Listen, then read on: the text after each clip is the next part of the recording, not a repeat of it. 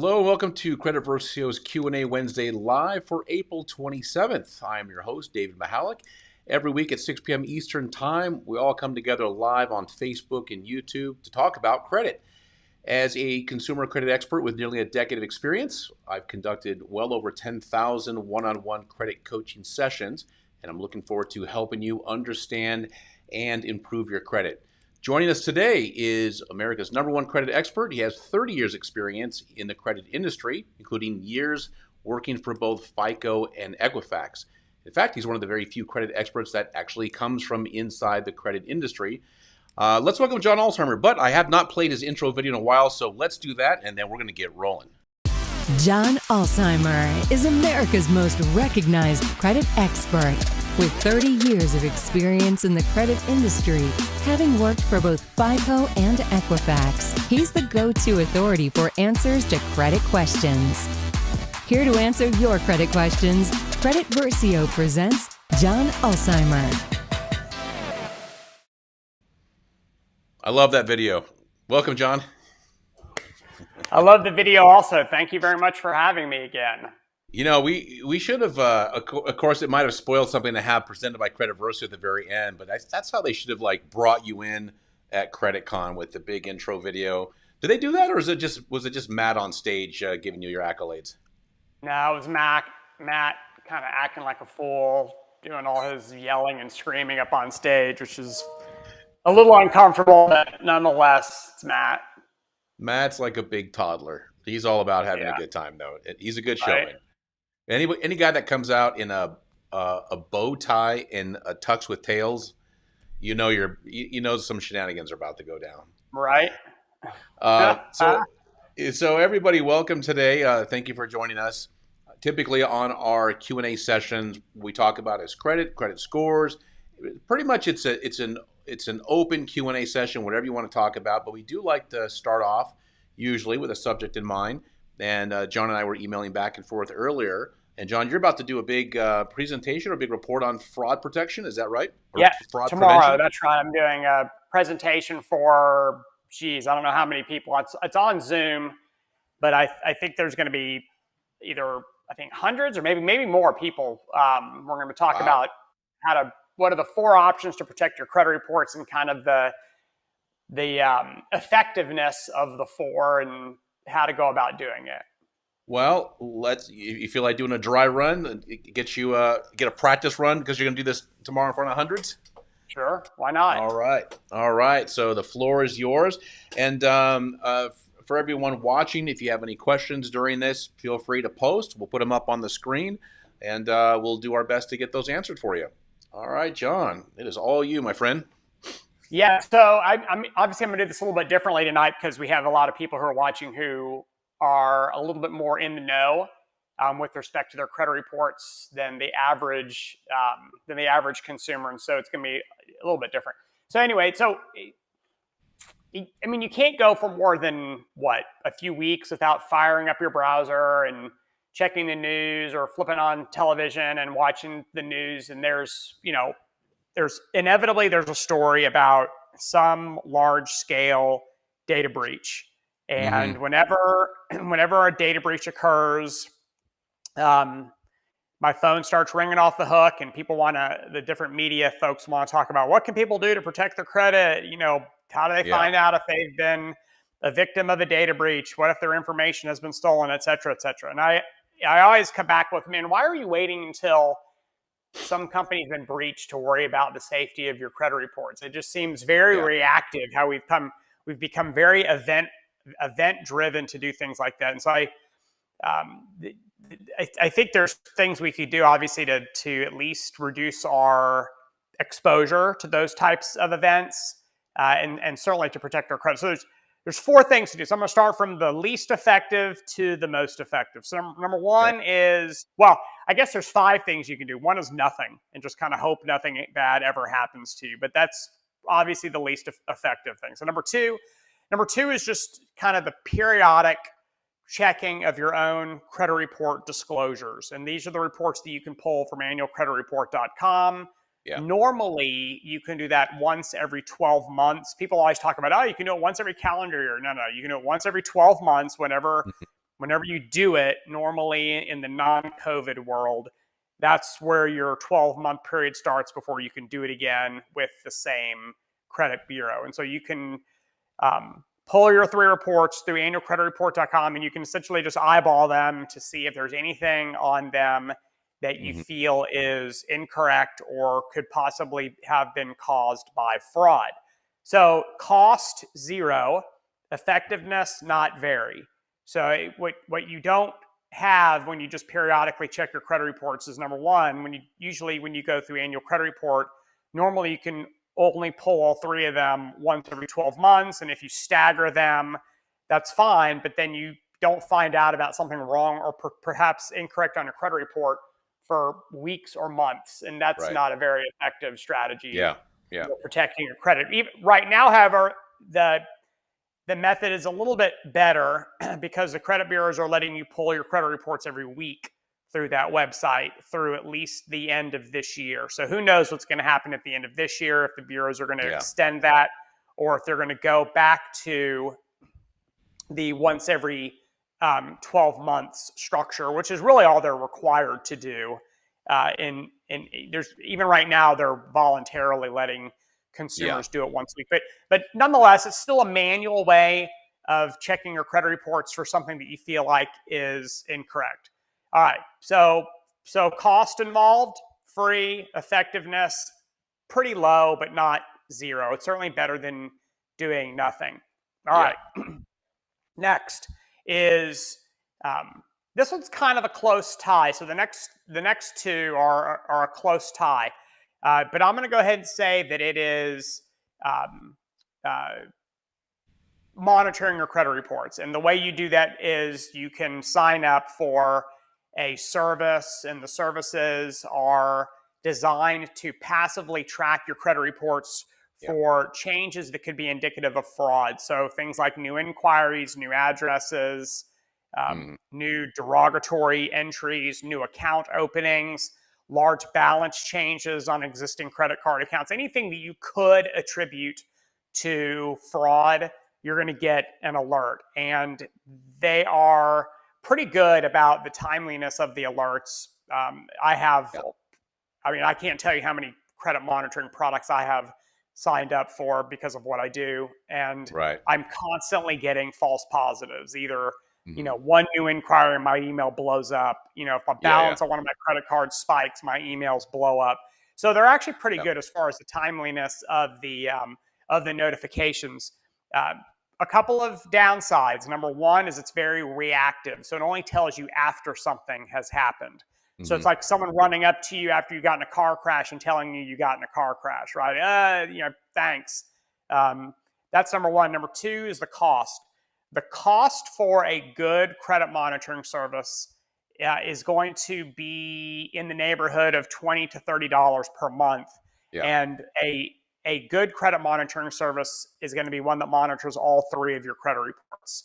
And there are no free options for tri-bureau credit monitoring. You may be able to sneak one in from a company that's been, part of a data breach, but normally you're going to have to pay for something like that. There's a lot of freebies, so you can definitely get free credit monitoring of your Equifax report and free monitoring of your TransUnion report, but you can't get free monitoring of your Experian report normally. So, the effectiveness is pretty good, understanding that there's that hole there with the 3rd bureau not being monitored. And so it's a little bit like locking 2 of the 3 doors to your house. It's kind of effective, but you're really hoping the thief tries to come in through one of the locked doors.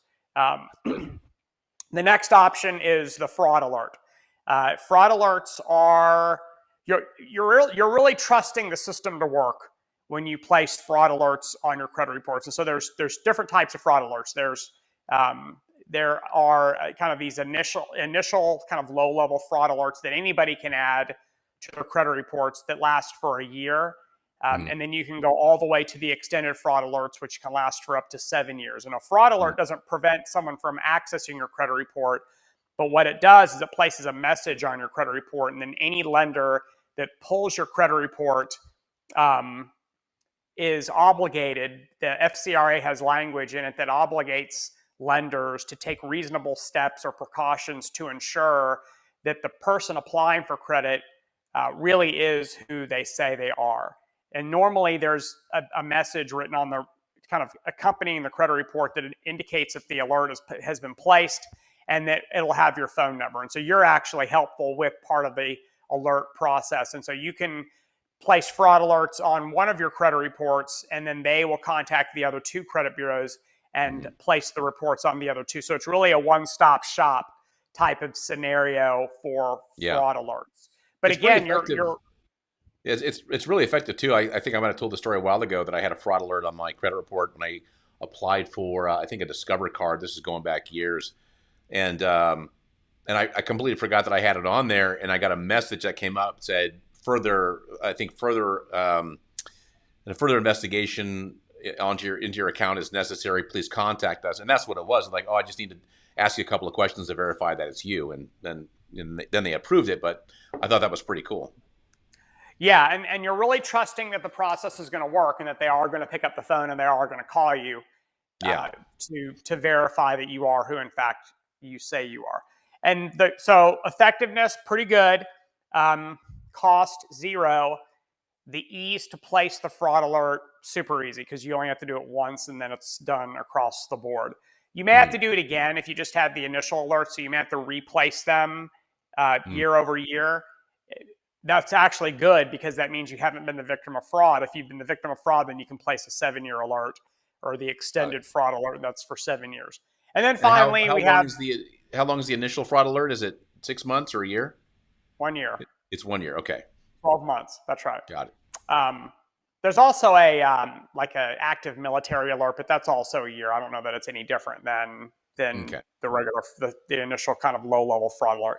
And then finally, you have the security freeze. Some people call it the credit freeze. The security freeze is essentially like taking your credit reports out of circulation, and any lender with whom you don't have a relationship does not have access to your credit reports. They're going to hit a brick wall when they try to pull your credit reports. And it is, in my mind anyways, the most effective method for preventing credit fraud, because you're not even giving the lender the chance to see your credit reports or your credit scores. So a couple of myths about security freezes. Number one is that you, and I see Mike has put a comment up in here. Number one is that it somehow prevents companies from reporting information to the credit bureaus, and it prevents negative information from hitting your credit reports, and it prevents the credit bureaus from performing investigations into information on credit reports. All three of those things are wrong. It's funny, John. Just because our Credit Versio YouTube page is really, really popular. When I log into it, the algorithm is just trying to feed stuff that it thinks that is relevant to us. So, I mean, it's not more than a couple of days go by where I get, the related topics like how freezing your credit report can freeze your LexisNexis. There's all these clowns on YouTube talking about how to do that. I'm like, you're giving this to the wrong guy. But, that's where that myth continues to be perpetuated, because there's so many people out there that are talking about that as a real strategy, and it's not. It's the difference between correlation and causation, right? And so if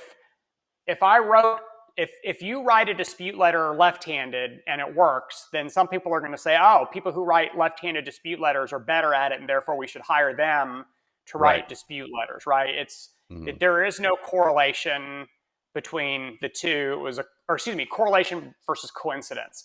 And the other one, David, that I hear all the time is, well, if you opt out of pre-screen offers and you have an opt-out on your credit reports, your credit score is going to go up.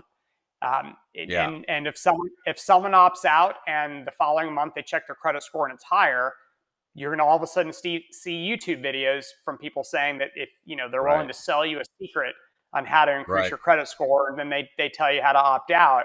Again, it's the difference between coincidence versus an actual correlation. Again, same thing. If you freeze your credit reports and then all of a sudden next month one of your dispute letters is successful, or someone's credit score inexplicably goes up a little bit, then boom, it's a coincidence. There's not a correlation, but some people may try to to conflate that the two events have some connection and something to do with each other.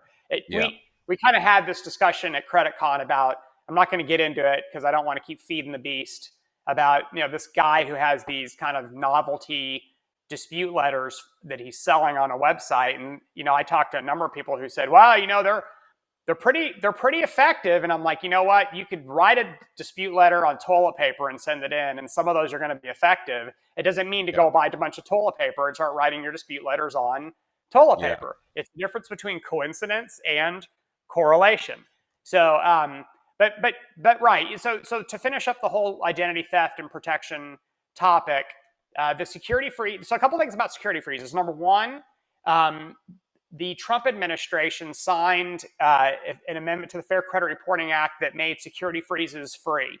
There was a time prior to that where you had to pay to place a security freeze and then pay to thaw it. So all that, there was a small cost involved with doing those things. And the cost was based on the state where you lived. And so, for me, it was $3 to place a freeze.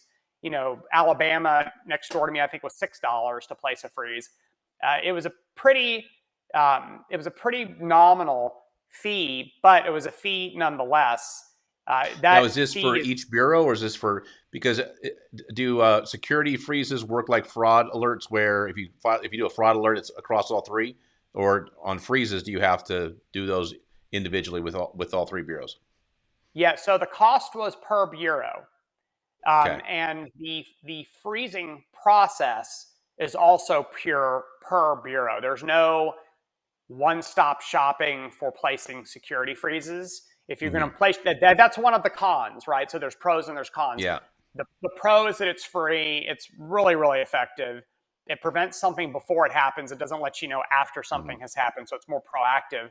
The con is that you have to do it 3 times and you have to manage 3 security freezes, which means that if you're going to go apply for credit somewhere and it's authentic, then you're going to have to thaw all 3 of your credit reports and then turn around and refreeze them. Now, look,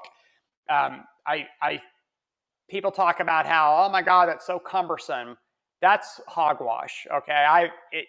As long as you know your password, login and password, you can log in and freeze and thaw your credit reports just like you log into your bank account and check your balance, or log into your bank account and pay some bills. It's so easy to do so. Equifax is app based.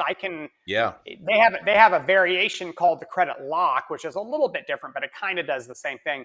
And it's all, face technology and swipe based, where you can just kind of lock and unlock your credit report. So it's really not a cumbersome process, and certainly the cost involved is nil.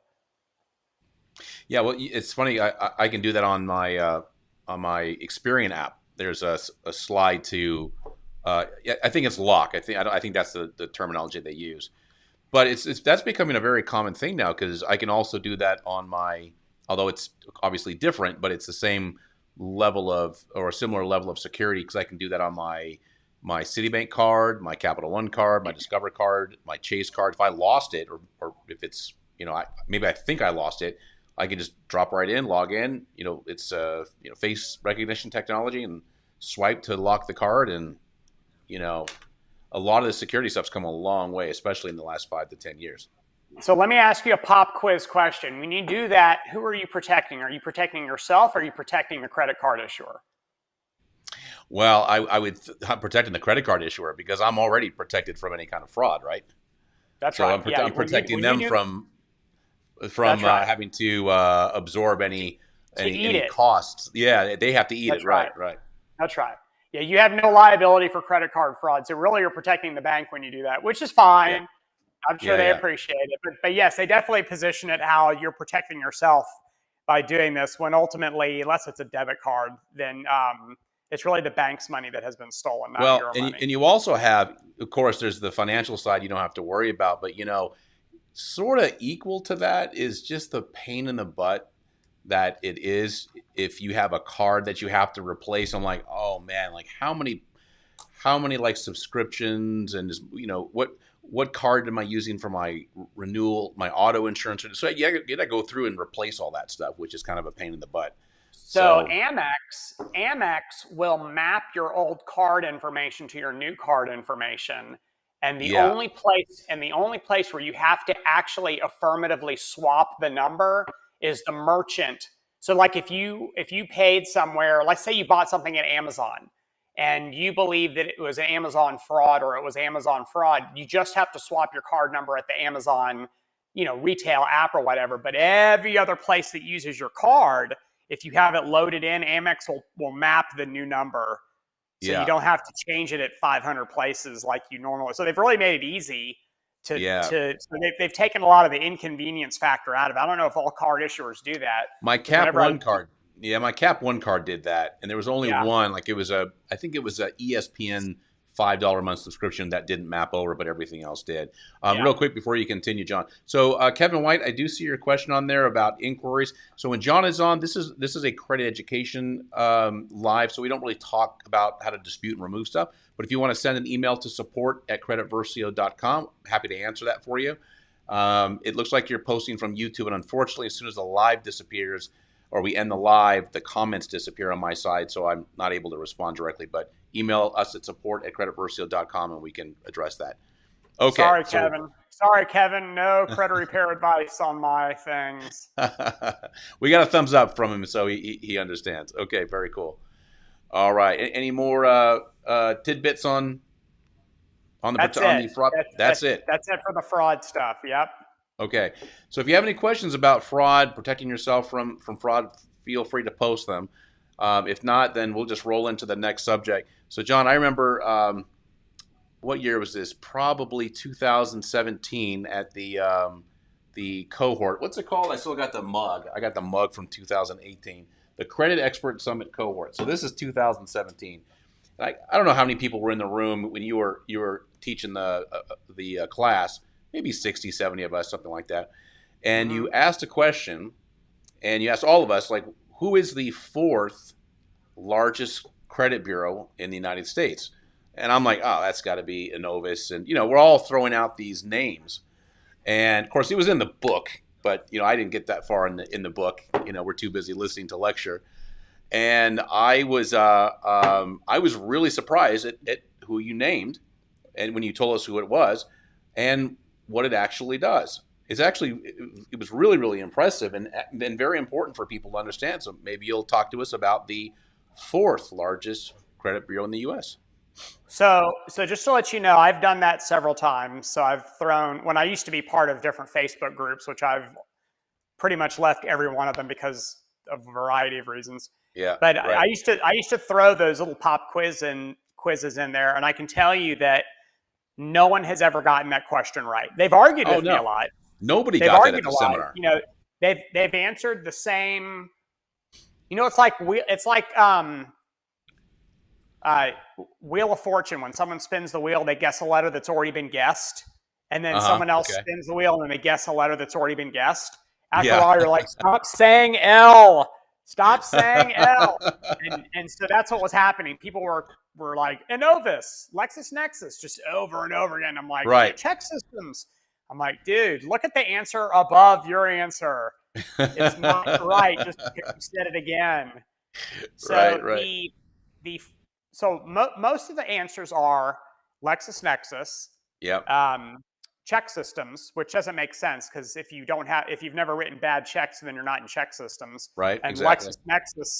LexisNexis, the clue reports if you haven't filed an insurance claim in the last 7 years, then you're not in the clue system either. So it doesn't really make sense that either of those would be correct. Enovis is a good answer because that was my guess. Enovis is commonly referred to as the fourth credit bureau, and they have a lot of. If you pulled your Enovis credit report and compared it to the credit reports of any of the other big three, it's not as complete, but it's definitely impressive. And I'm actually kind of surprised that one of the big three hasn't purchased Enovis or some other company hasn't gotten into the credit reporting environment by purchasing Enovis. So, but nonetheless, Enovis is commonly referred to as the fourth credit bureau, but they're not the answer. The answer is NCTUE, the National Consumer Telecom and Utilities Exchange. which most people have never heard of. Maybe the folks on this call have, or on this Facebook Live have heard of it because we've talked about it in the past, or maybe they just happen to be in the know. But I can tell you that the overwhelming majority of people, like if you went and asked 100 people to name one of the credit bureaus, they probably could. But if you ask them to, who the fourth largest credit bureau is, my guess is that nobody would know because Hey, people in our industry don't even you know. had a room full of 70 or so people who made a living in the space, and none of us got it. That's right. And if somebody did get it right, it's because they read the book a couple of chapters ahead. Yeah. So they looked ahead. So NCTUE is basically the Equifax of the Equifax and the Experian and the TransUnion of the utility world. So if you have a public utility or you have a telecom account in your name or have ever had one in your name, then you're in their system. And most of us have had multiple utilities in our names or multiple telecom accounts in our names. So you have an NCTUE credit report, and I feel comfortable calling them credit reports because it is how you manage your telecom and utility accounts. That they are the credit file for utilities. And so whenever I see, especially like, people talk about how, consumer advocates talk about how utilities should be on credit reports. We don't, consumers would do better. I'm like, they're on your NCTUE credit report, but you just don't know about it because you're an idiot. So pull your NCTUE credit report and you'll see that you've got a bunch of stuff on it from your utility and telecom relationships. It's going to look very, very similar to your Equifax disclosure because Equifax manages their disclosure. They are the agent for NCTUE. They fulfill their disclosure requirements, and they also do their dispute processing, and they also they act as the database. So really, NCTUE outsources almost all of their functions to Equifax, but NCTUE is a member-owned credit bureau, and so even though it looks like an Equifax, data or a report because it's in the same font, it's in the same format, it actually really is an NCTUE because it's going to have all the NCTUE badges and branding on it. So if check you out wanted your to see this report, report. how would you do that? You go to their website. You can actually request a copy of it from the NCTUE website. Gotcha. So nctue.com, is that where you'd go? I think that's what, if you Google NCTUE, I'm pretty sure it's nctue.com, and you can request a copy from their website. They're not quite as sophisticated as the big three with respect to, being able to give you almost immediate online access, but nonetheless, you'll still be able to request a copy through the website. You can freeze it if you want to freeze it. You can get free copies of it periodically, just like you have the right to free disclosures from the big three. Because they're a credit bureau, they have the same obligations. They have to perform investigations if you dispute information that you feel is incorrect. So they have the same obligations to consumers as the big three have. But no one has hurt. No one has. It's really hard. If you have a Pacer account and you have the ability to kind of scan Pacer, look at the number of lawsuits that have ever been filed against NCTUE, and you can count them on one hand, which really no other credit bureau can do because they're sued hundreds of times a month, just kind of repeatedly over and over again. Right. But NCTUE has managed to fly under the radar pretty well and has avoided that kind of stuff. Under what circumstances would a consumer become aware of the NCTUE? So say I'm 40 years old, 50 years old, never heard of them before. How am I going to experience or discover the NCTUE? Well, I think first off, you would never know unless you chose to, go to, if you wouldn't just fall upon them because it's such a weird name and a weird acronym that you wouldn't just know that. Well, no, sorry. Let me clarify. Like you said, they have to handle disputes. Like how would I know to dispute something on the NCTUE? Is there some kind of an adverse action that I would receive if I got declined for utility or something like that? Yeah, of course. If you apply for some sort of a utility service and the service provider pulls your NCTUE report and makes an adverse decision based on that information, then the service provider has to send you a notice of adverse action. Just like if you applied with Citibank and they denied you because of an Equifax Yeah. credit report, they'd have to send you a notice of adverse action. So Yeah. you'd get the letter and you'd see that the source of the information was NCTUE, and of course there's information about how to your rights to get a free copy of your report, and the contact information where you can go and get a copy. So I'm actually at their website now. It is nctue.com. Okay. Look, the website's not going to win any awards for design, but if you kind of swapped in Equifax for NCTUE, it's kind of the same thing. It describes what an NCTUE report is. You can call a toll-free number to request a free disclosure. You can mail your request in. You can place fraud alerts. You can place security freezes. You can file disputes. You can opt out of pre-approved offers. You can do the same things that you can do with any of your other garden variety credit reports through the website. Is this pretty universal? So whether I'm in San Diego, Las Vegas, or some obscure town in Alabama, is the NCTUE going to be the source for the file, the credit file for an individual? Let's say it's a gas company or electric company.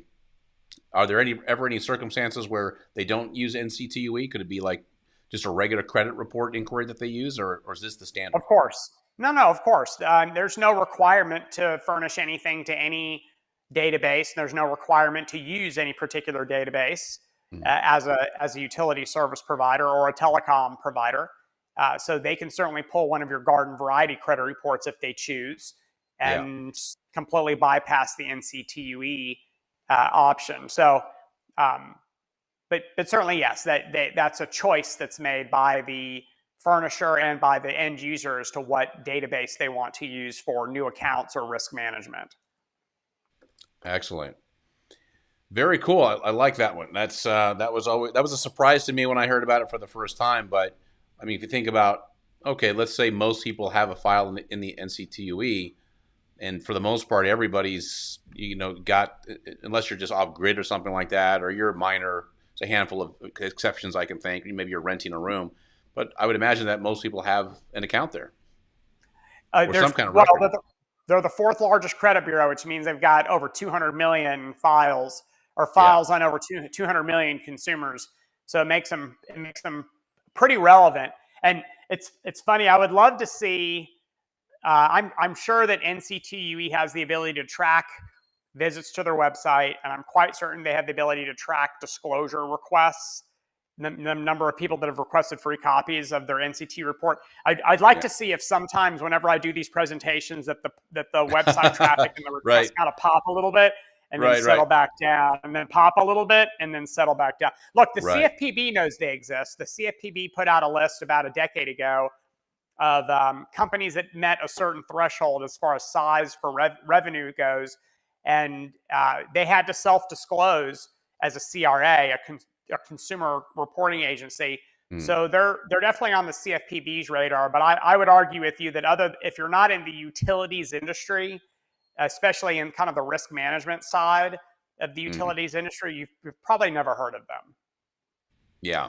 Well, I mean, I lived 45 years of life without ever hearing about them until that seminar. That's funny. That's funny. I've actually been their expert witness twice. Oh, no kidding. Yeah. So for an organization that's sued maybe a handful of times every year, they somehow managed to have you as the expert witness? That's right. Because remember, their operations are largely managed by Equifax. Yeah. And I've been Equifax's expert a lot. And so because of that, there was kind of this pre-existing relationship. Got it. There's a subject that I wanted to, and by the way, we've got a pretty quiet crowd. So if you have any questions about any of this, feel free to jump in. I don't imagine there's somebody who's sitting there going, I've been waiting for them to bring up the NCTUE. I've got a whole list of questions that I got to ask. But if you want to go off subject, that's perfectly fine. Again, as discussed, it's not a credit repair live, but you can still throw the question up there, and I'll make sure somebody gets back to you on that one. So, John, there's another subject that I wanted to go over. I think last week that we never had a chance. What's our time here? Okay, we got a few minutes, and that is, for the almost decade that I've been doing consultations, one of the things that happens a lot with people when they go down that dark alley of negative credit is it's a lot of times it's the divorce. And we've had a saying for many years that you can divorce your spouse, you can't divorce your creditors though. But it's hard to when emotions are high, it's a high stress situation. A lot of people get they get in these little petty fights, and I can't tell you how many times I've done a consultation where it was the wife or the husband saying, well, she was supposed to pay this and didn't. Well, he was supposed to pay that and he didn't. And that's why my credit is what it is. So I thought maybe you might talk a little bit. I mean, it's not a positive subject, but listen, I mean, we got to be honest that the divorce rate's 50%. So, if this is going to be a reality, maybe people should have some tips on, how to handle the credit side of this if, this unfortunately is the circumstances that people find themselves in. Yeah, I've had this is a topic that it's one of these topics that comes up almost constantly, but never a whole lot at one period. At the end of the year, everyone wants to talk about holiday debt and Black Friday and Cyber Monday and holiday shopping and retail store credit cards, blah, blah, blah. And then back to school. And then when summer travel, don't use debit cards for certain, it's almost like there's this cyclical series of topics that people like to talk about. And this one seems to be kind of equally important regardless of the time of the year, but it's never really like a hot topic in August or a hot topic in March because more people get divorced in March than any other month. I don't know if that even exists in the world of marriages, but I can't go for more than a couple of weeks before I get some sort of request from someone to talk about the issue of commingling and then demingling, if that's even a word. Demingling or unmingling or untangling, that's probably a better word. Debts when you're going through a divorce. So number one, it is absolutely, and I've said this 100 times, and this is not, and it sounds like a funny saying, but it's absolutely true. It's easier to divorce your spouse than it is to divorce a creditor. That's absolutely true. Because at least when you go through a divorce, despite how ugly it might be, eventually you're going to be divorced from your spouse, right? Mm-hmm. But you're never going to be divorced from your creditor. You're either going to pay them in full, or you're going to refinance, and then you have another relationship with some other creditor, or you're going to go into default. Then there's that whole issue. The issue is becoming a co-obligor or jointly liable for some sort of a debt. And this isn't just for marriages, right? Where spouses co-sign for other spouses and vice versa. It also is relevant for people who have just decided that they're okay co-signing for other people, like relatives and friends and whatnot. It's really not different. It's just in one scenario, we have a divorce, which breaks people up. In the other scenario, we just have, we're just not friends anymore. We just broke up as a casual partnership. But it really you're in the same spot. And the same spot is that you have two people at least who are contractually liable for a debt.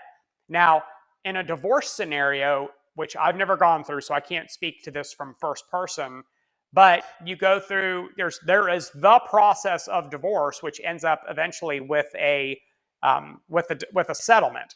And the settlement essentially is the agreement between the parties where, one party agrees to do this and the other party agrees to do that. And that could be things like spousal support, alimony, child support, agreement to pay certain debts, agreement to give a certain amount of money from one to the other. So that's kind of the horse trading that occurs when people are going through the divorce process.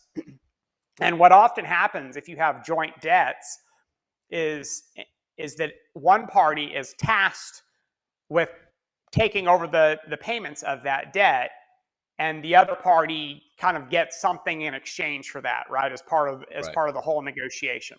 Well, guess what? The lender wasn't invited to that party and didn't sit there at the Right. table when you negotiated your settlement with your spouse, Yeah. ex-spouse. Yeah. Yeah. So they don't care what your agreement is with your ex-spouse. They also don't care that some judge approved it. Those divorce settlements do not supersede or cancel the relationship that you have with your lenders. And Right. lenders do not acknowledge that a divorce settlement somehow overrides your agreement with them, your promissory note or your cardholder agreement, and that somehow now, because you got divorced, that you're no longer liable for debt that has been incurred on a credit card account, or debt that was incurred for a joint mortgage loan or a joint auto loan, or when someone has co-signed for a student loan, which in the world of federally guaranteed student loans happens 9 times out of 10. So 90% of federally guaranteed student loans have a co-signer. So it's Yeah. a massive problem in the Right. federally guaranteed student loan world. So, so so that's the issue is what do you do now that you have two people liable for a debt and the two people don't see eye to eye about anything any longer, but both acknowledge the fact that they have this debt? Well, what generally happens is one party starts making payments, but the other party still is holding kind of what I call the baggage, meaning Mhm. that the debt is still showing up on both consumers' credit reports, the payment activity is still showing up, and any mismanagement of the account shows up Mhm. on both credit reports. Even though one Right. party has been tasked with making the payments, the fallback is on both of the debtors. Right. So, and I've heard the argument a million times. Well, he agreed to pay it. Oh Bank yeah. doesn't care. Well, she agreed to pay it. Bank doesn't care. The court approved our settlement. The bank doesn't care. Bank doesn't care. You signed on the dotted line. It's your fault that you signed on the dotted line, right? So the there are some alternatives. So there's the before it happens alternative, and then there's the after it happens alternative. The before it happens alternative is stop getting into joint debt. And you know that 50% of marriages fail. And so you know that your marriage has, I know this isn't exactly right, but you have a chance of your marriage not working. And if you've been divorced at least once, then you understand this, right? You didn't go into the divorce knowing or thinking, "Hey, I can't wait for this marriage to end." But it shit happens, right? It happens. So I always tell people on the front end of it that don't don't ever apply jointly for credit with anybody ever, and don't ever allow someone to talk you into being a co-signer for them, Right. because it's essentially the same thing. It's an also Mhm. signer. Um, Yeah. and so so number one, there's no reason for it. So number one, there's the four common debts that people get into where they are a co-signer or a joint account holder is number one, student loan. Yep. Look, I get it. Most of the time, this is a parent co-signing for for their child who is a student. But you should, at the very least, understand that when you're doing that, you may be called on someday to make the payments on the debt. And if Plan that's for it. uncomfortable, for you, then don't do it. All right, that's Yep. number one. Number two, credit cards. There is no reason to jointly apply for a credit card. It's in Exactly. fact, a lot of credit card issuers they don't take joint applications any longer. They don't want Mm. more than one person liable. So, but to Interesting. the extent that you have one, because either you've were grandfathered in or you do have a relationship with a card issuer that will allow for joint applications, there's absolutely no reason for you to do so. You can easily add someone as an authorized user. It gives them a Yeah. copy. It gives them the authorized access into using your credit line. They get the Mhm. benefit, the credit reporting benefit. They get the capacity of the credit card. They get the fraud protections. There's no reason for you to be a joint card holder because you don't get anything except for the liability and the headache when you Right. are. So that's number two. Number three, number three and four, car loans and mortgages. Hmm. For mortgages, the only reason you would ever want to jointly apply is if you need two incomes to Yep. qualify for the loan amount. That's understandable, if not excusable. But at the very least, you need to understand that that's going to be your largest debt. It's Hmm. probably going to have your largest payment, and the longevity of that payment is going to be probably more than any other account that you have. It's likely going to be Yep. 15 to 30 years of a relationship. So, Hmm. to the extent you can avoid jointly applying for a mortgage, you can still have your name associated with the house, but you don't need to have your name associated with the loan on the house. Car loans, uh, again, I have an unpopular opinion about this, but that's fine. You don't need two incomes to qualify for a car loan. If you do, then you're buying too much of a car. Too much car. But Exactly. to Yep. the extent that to the extent that you do co-sign for a car loan, then you need to be ready to pick up the payments, or your car. Yes, it's your car too. Your car is going to be, actually, it's not your car, it's the bank's car. The bank is going Yep. to come and take your car back, and it's going to end up on your credit report. But we just talked about all the possible bad things that can happen with joint liabilities, right? Defaults, people going, repos, foreclosure. We talked about all the bad stuff. Even if the account is being paid religiously month after month after month, there's still a problem with it. And the problem is that the debt is still showing up on your credit reports. The scheduled monthly payment is still showing up on your credit reports, which means Hmm. that your debt to income ratios have to include that debt when it's being calculated. So even if it's being Right. paid on time every single month religiously, and has always been paid on time every single month religiously, it's still going to work against you when you go out and you want to get a mortgage for yourself, or when you want to go get a car loan for yourself, Yeah. or if you want to co-sign for someone that you want to co-sign. You know what I mean? So even in the best case scenario, it's really not a good thing to do. So I always tell people, don't do it. You Hmm. don't have to you don't have to jointly apply for credit just because you get married to somebody. Yeah. You can still maintain your credit independence, and understanding that there's a 50% divorce rate. Then you're really putting yourself into a safer position. Because I got to be real honest with you, divorce attorneys are really, really bad at advising people of the downside to joint liabilities Oh, because I don't sure. know if that's even something they care about, or that they address in the divorce process. But simply making so and so pick up the payments on the mortgage, even though both of you are liable. And if that was the advice, if to me it's no, you make the payments, but within 12 months you have to refinance it into your name alone, or you make the payments for 6 months and then you put it on the market and sell it, and then there is no more liability.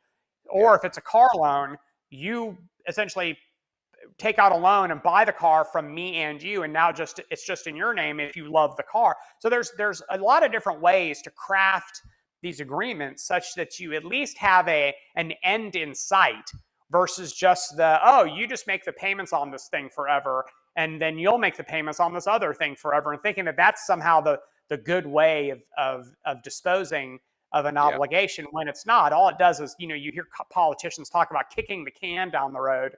Hmm. That's really all you're doing, is kicking the can down the road, and it's still problematic to you, even though the payments are still being made on the obligation. So I would always look for the way out, versus just who's going to make the payments, and do you actually trust them to continue Right. to make the payments, because you don't trust them to be your spouse any longer, but you're trusting them with essentially 50% of your financial liability.